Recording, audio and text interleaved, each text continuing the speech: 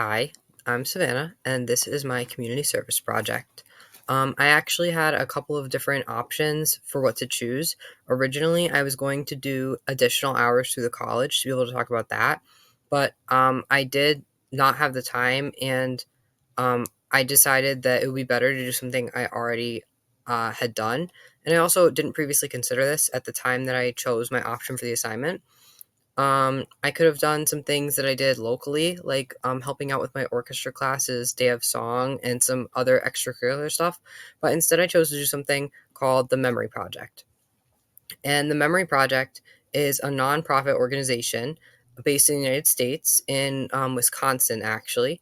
And their mission is to bring art to children around the world. So it was founded in 2004, and it has since gotten bigger and grown. And I think there are multiple different like networks and employees. And it was originally founded to bring art to orphan children, but since then it's expanded to include other situations. So it includes kids suffering from intense poverty, or who are dealing with things like war or really bad situations in their home life. Um, and it is kids in other countries besides the United States. And what the project does is it connects high school students, art students in America, to kids in other places, to create personalized portraits or drawings for them. So, um, what you do is you're usually art teachers are the ones that do it. It is usually high school art students. So art teachers will reach out to the founder of the project, who is this guy, Ben Shoemaker. You send an email on their website, which I did include down here on underneath the picture. There's the website.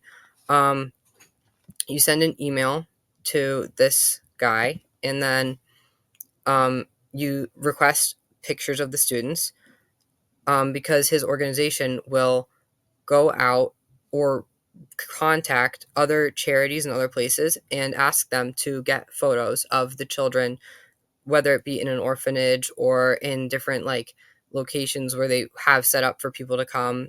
Um, and then those pictures will get sent to him and his team, and they distribute them to high school around the country, along with a little bit of information about each student, like their name, their favorite color, what they like to do. So this guy still runs the project today and is the one that people mostly communicate with, Ben Shoemaker. He started it as a university project at University of Wisconsin, and he started it in 2004. It really got off the ground in 2006 when he graduated, because he was able to devote a lot more time to it, and it has grown to this day. Here are a couple of examples of some portraits that people submitted in the past. These are on the website, or I believe that these examples are from a time that the National Honor Society partnered with the Memory Project. So I would think it was National Honor Society students who got involved. And then this is another example from the site. And on the right is what they call it's a different kind of artwork. They have a different name for it. It's an identity picture. So if you are from a high school where you don't have as many art students or art programs, or if you're a teacher and you think that your students just won't be able to handle a portrait because it is a lot of work and it's a lot of skill that you need, you can do these identity portraits instead, where you take traits or colors or things that the child likes, and you try to incorporate them into a picture with their name. So it's still a unique and personalized piece of artwork, but it's not as involved or as in depth as a portrait would be. So what we did, because it was brought to me through my art teacher for my class, is we received pictures of the kids that we would be drawing, which was pretty exciting because we all got to pick which kid we wanted to draw.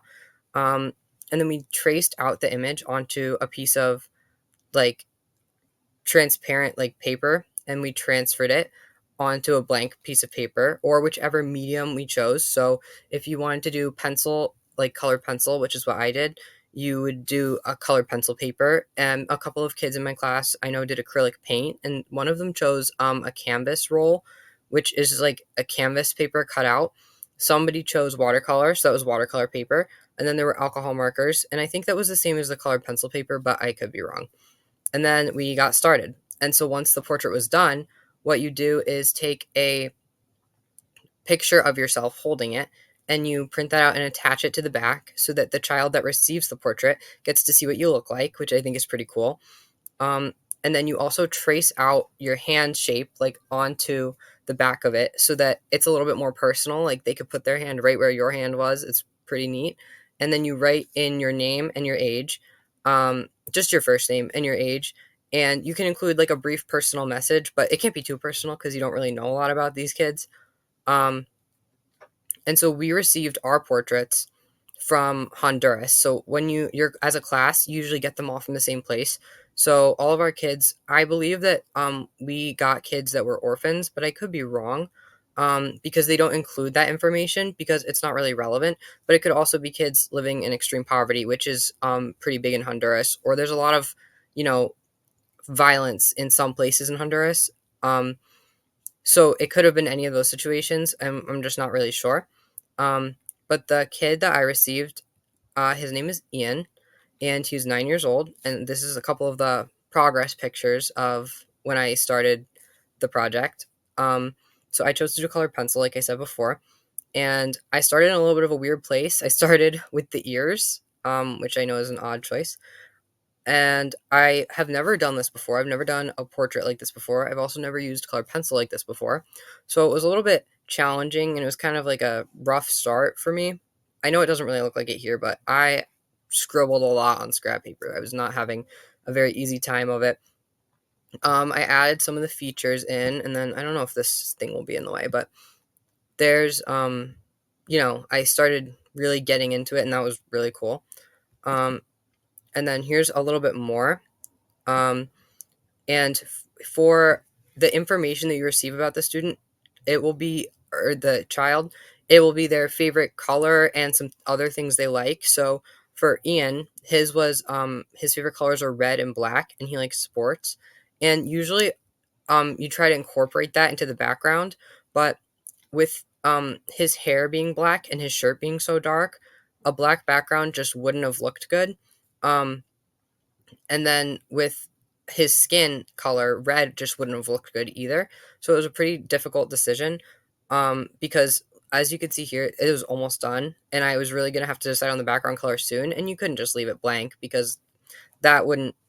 It's such an in-depth project that it wouldn't be finished if you left it blank. But I did eventually pick a color, and I chose green. And on the left is actually the picture that we received. So that is the picture that I got of him, and then on the right is the finished project.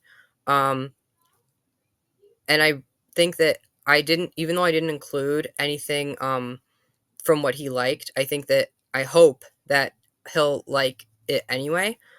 Um, because this project, it started out as just something I had to do for art class, but it turned into something that really meant a lot to me. Um, because it started out as an assignment and something that I was a little bit scared of because I've never done it before. I don't have a lot of experience with the medium or the style or anything like that, but I have always really enjoyed art, and I've always really liked it when I can use my art to either express something about myself or to send a message or communicate a feeling. And I think that this project is exactly that. It's not really sending a message as much as communicating, like, you are cared about, you matter, you're important. Here is something so personal to you that you get to just keep forever.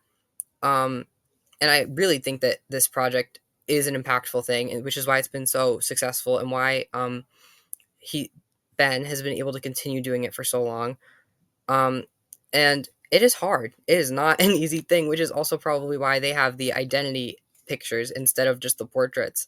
I've devoted a lot of time to this. Probably, I don't know, multiple days, like multiple 24-hour days. I didn't keep track of it all, but I know I spent a solid month straight in class working on it. And then between other projects, I would work on it because we just kept going with stuff in class. And I worked on it at home, sometimes for hours at night. Um, I also worked on it past the deadline of when it was due for school because I just really wanted it to be the best thing that it could be. Because as I was working on it, I realized that it wasn't about me. It wasn't something that I was creating for myself or to express myself. Um, it was for Ian. It's for this other child who I'll never get to meet and I'll probably never interact with beyond this.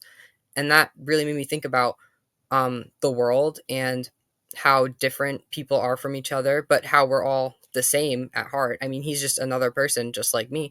And it could be me that someone was making a portrait of if I weren't in the situation that I am in.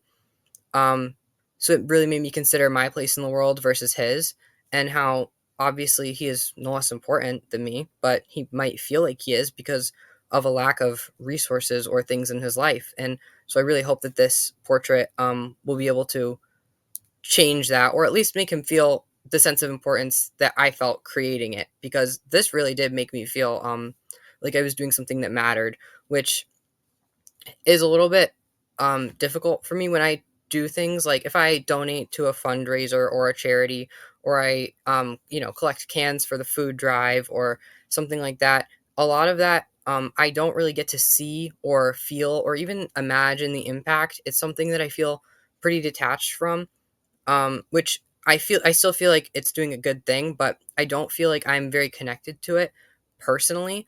But for this project, I feel so connected to it because it's something that I am passionate about already, art, and I feel like it's something that not many people can do. Not everyone can make a portrait. Not everyone would be willing to devote so much time to it, and because of that, I feel like I've had an impact, and I feel like I can understand that impact better, and I hope that it's something that I can carry with me to other things in my life, and that understanding and that feeling of making a difference is something that I can continue to look for and find in other places, whether it be like helping with other charity things or just in the everyday life, helping other people and seeing the impact.